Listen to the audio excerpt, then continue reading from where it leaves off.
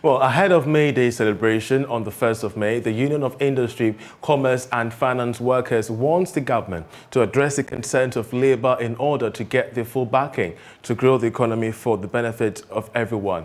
Organized labor is calling for a salary increment in line with the current inflation rate, among others. UNICOF also wants organized labor to address the concerns of all workers ahead of the May Day celebration. Amegashi is the General Secretary and has been speaking to Joy Business. It's been a very difficult and challenging moment. You must know that since the cedi started to depreciate against all the foreign currencies, it impacts negatively on the purchasing power. And as a result, whatever our members receive as salary is eroded, because as a country, we are into importation of almost everything. So that had impacted negatively on us.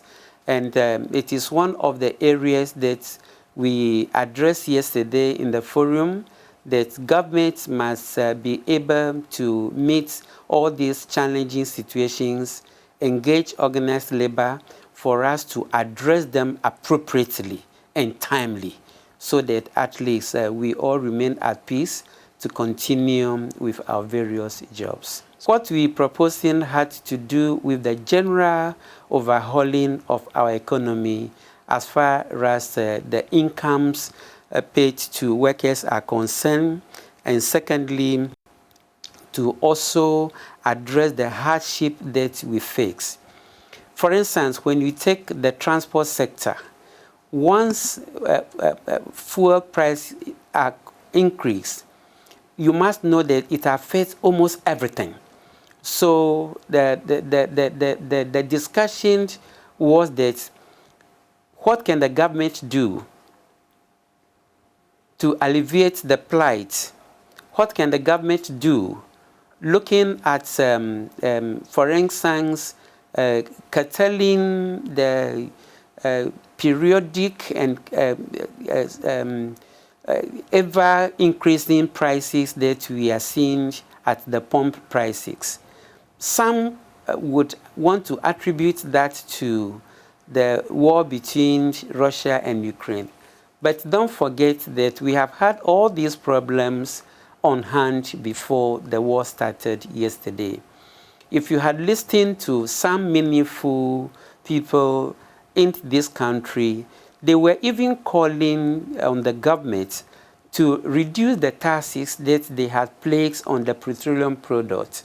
So if some of these things are looked at and addressed properly, it can really solve a portion of the problem before they will be addressing the rest. Because invariably, everything that had to do with transportation definitely would be charged to the final consumer. So that is where the government must address it. Let me also use this opportunity to also say that the government itself is not encouraging or is not even ready to improve upon the transportation system in the country. So look at our railways. If the government should have a system where it can also support the farmers, cutting their goods from the farms to the market centers, you may not have market queens and market kings who will go to cheat the farmers, bring it to the market centers, and sell at higher prices. So if the government will be able to address this, it's happening in other countries. Our neighboring country, Cote d'Ivoire, you go to Cote d'Ivoire, the government control about 60 to 70% of the transport system. So they're able to control it. If the government controls that and provided a lot of basics, the trains are working, then we should be able to be getting all these support. But here in Ghana, the road sector, I must say that the transport sector is purely in private hands.